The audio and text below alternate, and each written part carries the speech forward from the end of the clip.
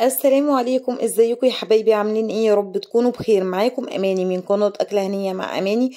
النهاردة باذن الله هنعمل بقى الفراخ المشوية في الفرن بالخضار، وكمان هنعملها بنكهة حلوة جدا جدا، مش هتاخد معاكي وقت. وكمان هنعمل الرز البسمتي الاصفر الجميل ده، ما شاء الله تحفة وطعم جبار. عايزة اقول لكم الفراخ دي مش هتكمل معاكي اي وقت، 10 دقايق هتتبليها وفي الفرن وهتدخليها. والرز بقى حكاية. يلا بقى نشوف مع بعض هنعمل ايه في الوصفة بتاعت النهاردة. اول حاجة معايا نص كيلو من الرز البسمتي. هو بيكون رزاية طويلة كده شوية. طبعا في كذا نوع من الرز البسمتي، كمان تقدري تعملي رز عادي مش رز بسمتي، يعني تمام. اللي في مقدرتك ممكن تقدري تعمليه. تمام. اول حاجة بقى كده انا عندي الرز. هبتدي بقى ايه، هقول لكم بس شوفوا طول الرزايه كده بتكون بالشكل ده. هو على فكره في رزايه اطول من كده كمان، بس انا اخترت الوسط. هقول لكم كمان اول حاجه هنبتدي نعمل فيها ايه قبل ما نبتدي الوصفه بتاعتنا. هنبتدي نخمر الرز بكوبايتين ميه كده او شوبين ميه. ليه؟ هيسهل علينا في السوى، وكمان هيدينا كده ايه، طراوه للرز، كمان يبقى طعمه حلو وطري كده. تمام. فهسيبه لحد ما ابتدي اتبل بقى الفراخ بتاعتي. انا كنت عندي فراخ. اول حاجة تعالوا بقى نشوف الفراخ هنعمل فيها ايه. انا كنت عندي فراخ، تعالوا بقى نقطعها مع بعضينا كده بمقص كده ماشي زي ما انتوا شايفين. هفصل الدبوس عن العراضة، وهمسك العراضة بالشكل ده، هقسمها نصين. تمام، يعني هقطعها زي تقطيعات الشيش بالشكل ده زي ما انتوا شايفين. طبعا هي هتبقى مشوية في الفرن. وهبتدي ده ادخل كمان معاها خضار. الخضار ده هيكون عبارة عن بطاطس وجزر. تقدري بقى طبعا تضيفي اللي انت عايزاه كمان من الخضار. وعايزة اقول لكم كمان الطريقة دي بتنفع كمان للفراخ اللي بتتحط في الكيس الحراري. تمام، يعني الطريقة دي حلوة قوي. يعني كمان ممكن ما تتوسخيش اي صواني ولا اي ادوات من المطبخ، وتحطيه في الكيس الحراري في الفرن. والله العظيم هيديكي نتيجة تحفة جدا. وانا في الاخر هعملها بريحة الفحم. يعني همسك كده فحماية وهبتدي بقى ايه، اولعها وابتدي انكهها كمان بطعم الفحم عشان يدينا طعم حلو قوي زي اللي بناكله في المطاعم بطعم حلو. انا عايزه اقول لكم ان انا مسكت كمان الصدر وقطعته تقطيعات صغيره زي ما انتوا شايفين عشان يسهل عليا في السوا، وكمان عشان يديني طعم مميز والتتبيله تكون داخله فيه كده ومتبل حلو. عندي بصلايه وطماطمتين صغيرين وقرنين فلفل اخضر او احمر، مش فارقه كتير، هي هتديله طعم حلو قوي. تمام. والتوابل بقى اللي عندك اللي انت بتفضليها تضيفيها. تمام، يعني مش هشترط عليكي توابل معينه. هقول لكم انا ضفت ايه بالظبط عشان تضيفي اللي موجود عندك ممكن تقدري تضيفيه. طبعا الفلفل بيخلي الطعم طعم التتبيله بيبقى حلو قوي مع البصل والطماطم. تمام. انا هنا عندي ملح. انا ضايفه على الملح كمون، بس انا ببقى حابه اجرب كده ملح بكمون وحدي. وهنا قرفه ناعمه. تمام كده. وده كمون، وده فلفل اسود، وده روزماري ناشف. تمام. زي ما قلت لكم التوابل الموجوده عندكم في البيت تقدري تضيفيهم. وده حبهان انا عندي ما كنتش طحناه، فابتديت ايه يعني اخرطه كده او اطلع منه البذور عشان يبتدي يطلع النكهه الحلوه بتاع الحبهان. طبعا تقدروا لو عندك ناعم ضيفي بيبقى افضل كمان، بس مش هيفرق معايا، كله هيتضرب في الكبه وهينعم مع بعضيه. وده جوز الطيب. طبعا انا بحب ان انا اخليها سليمه، ووقت ما اعمل ابشرها كده او اقطع منها كده بالسكينه زي ما انتم ما شايفين. تدي بقى طعم حلو قوي في نكهه الفراخ بتاعتنا. بتنكه الفراخ وتديها طعم حلو قوي مع التوابل الحلوه دي اللي احنا حطيناها. تقدري تزودي او تقللي من التوابل زي ما تحبي. وطبعا زي ده يرجع لك، كل اللي انت حابه تضيفيه من التوابل ضيفي، لان دي حريه شخصيه. وفي الاخر ما شاء الله هتدي طعم حلو قوي مميز. ابتديت بقى فرمت كل التوابل مع بعضيها مع البصل والطماطم والفلفل عشان يدينا بقى مزيج من النكهة الحلوة كده من التتبيلة. تمام. بعد ما اتفرم معايا كده بالظبط زي ما انتم شايفين ناعم كده معايا، هبتدي بقى اتبل الفراخ بتاعتي. طبعا اول حاجة همسك الصينية بتاعتنا. عندي فيها جزراية في التلاجة، ابتديت خرطتها كده. عندي بطاطساية، يعني جزر بطاطس اللي انت حابة تضيفيه، هيدي بس ايه تطعيمة كده مع كمان الفراخ.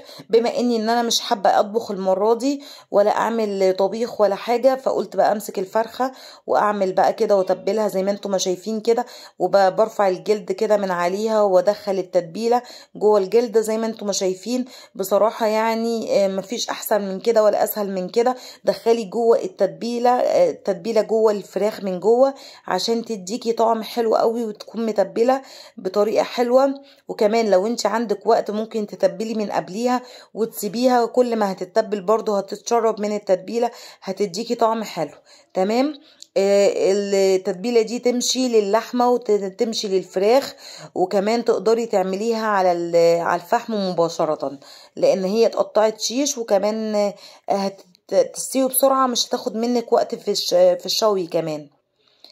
زي ما قلتلك انك تقدري تحطيها في كيس حراري، الكيس اللي هو بتاع التسوية بتاع الفراخ واللحوم، وفي كمان للديك الرومي، يعني الحاجات ايه. يعني انا كنت عملت لكم قبل كده، سويت لكم البط في الكيس الحراري ني في ني كده، كان ما شاء الله والله العظيم كان طعمه تحفة وحكاية. وسويت برضو في فراخ عندي في الفرن، ما شاء الله بيدي له طعم جميل جدا. بس كمان لو انت عايزة تحطيه على البوتاجاز بالطريقة دي، يعني عندك مشكلة في الفرن، تقدري كمان تحطيه على البوتاجاز، بس هتضيفي له سنة مية كده بحيث ان هو يعني ياخد ويدي مع بعضيه وما ينشفش، ولا الخضار اللي من تحت يلزق في الصينية ويبهدل الصينية. تمام. زي ما انتوا شايفين كده بتبل الفراخ واحدة واحدة عشان يدينا طعم مميز ونكهة حلوة. حبايبي بقى لو انتوا وصلتوا معايا لحد دلوقتي من الفيديو، طبعا ما تسيبوش الفيديو لما تكملوه للاخر، لان في الرز البسمتي هنعمله بطريقة مميزة جدا بطعم حكاية. بس اهم حاجة انزلوا تحت على القناة، اعملوا بقى اشتراك للقناة لو انتوا مش مشتركين عندي في القناة، وفعلوا تنبيهات الجرس للكل عشان يوصلكم اشعار باي حاجة بنزلها جديد. ولايك بقى الفيديو بتاع النهاردة ده عشان بجد الفيديو حكاية، وكمان شيروا الفيديو لكل احبابكم واصحابكم.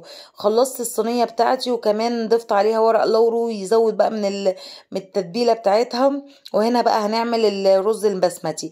جبت بصلاية كده وسط او بصلاية حلوة كده كبيرة، ونزلت عليها بزيت وبزبدة بلدي، وابتديت بقى ايه مجرد بس ما الزبدة تبتدي بقى تسيح معايا كده، وقلبت كده البصلايه زي ما انتم ما شايفين. وكمان مش هخليها تاخد لون قوي، يا دوبك بس هتصفر. نزلت كده عارفين الليمون اللومي دوت المجفف، وقرفه خشب نزلتها برضو سليمه كده، تدي نكهه حلوه قوي مع البصل. تمام. وكمان ورق لورو. تمام. وده كركم. تمام. بيدي بقى اللون الاصفر الجميل اللي احنا عايزينه. طبعا نزلت كمان بجزر مبشور، هيدي للرز طعم حلو وحكاية والله العظيم، هيكون تحفة معاكم. وكمان الرز اللي انا كنت مخمراه في المية، ابتديت نزلت عليه، وبعدين بقى ايه قلبته قلبتين كده، وابتديت بقى ايه نزلت بالشوربة بتاعتي اللي كانت عندي. تمام. عندك شوربة ضيفي، مش عندك شوربة تقدري تضيفي مية ومكعبين مرق. تمام. انا كده ضفت مكعب واحد عشان الشوربه كانت حايقه شويه.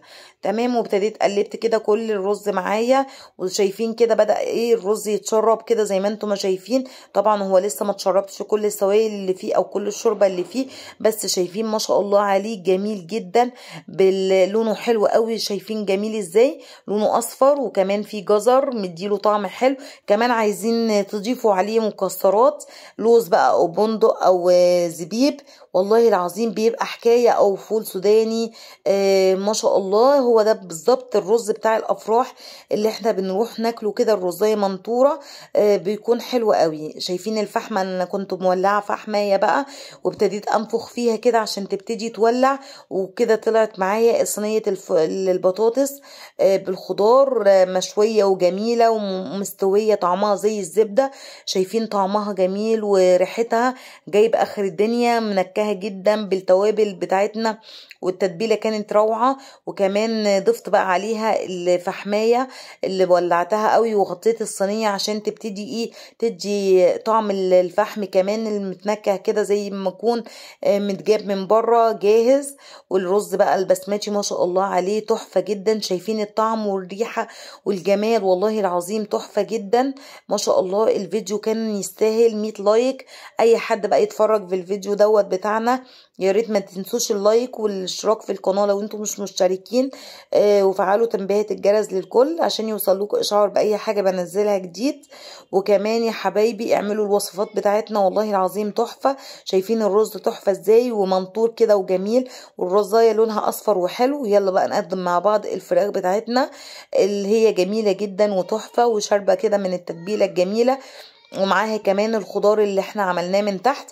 يعني تقدري في 10 دقايق تعملي التتبيلة دي لو اي توابل موجودة عندك متوفرة عندك في البيت، لو حتى ملح وفلفل اسود واي توابل بسيطة والله تقدري تعملي الفراخ دي.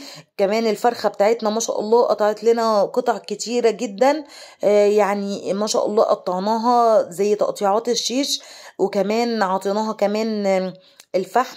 شايفين البطاطس بقى في الاخر طعمها حلو ومستوية. وكمان هناكل بقى البطاطس دي بالجزر على الرز البسمتي، والله العظيم طعمه تحفة جدا. والفراخ مستوية اخر حاجة ما شاء الله تحفة، يستاهل بقكم بألف هنا يا امارات لكل اللي يعمل حاجة من الفيديوهات والاكلات الجميلة دي. يا رب يكون استمتعتوا واستفدتوا بأي حاجة، لو حاجة بسيطة كمان من الفيديو. اشوفكم على خير، مع السلامة يا حبايبي.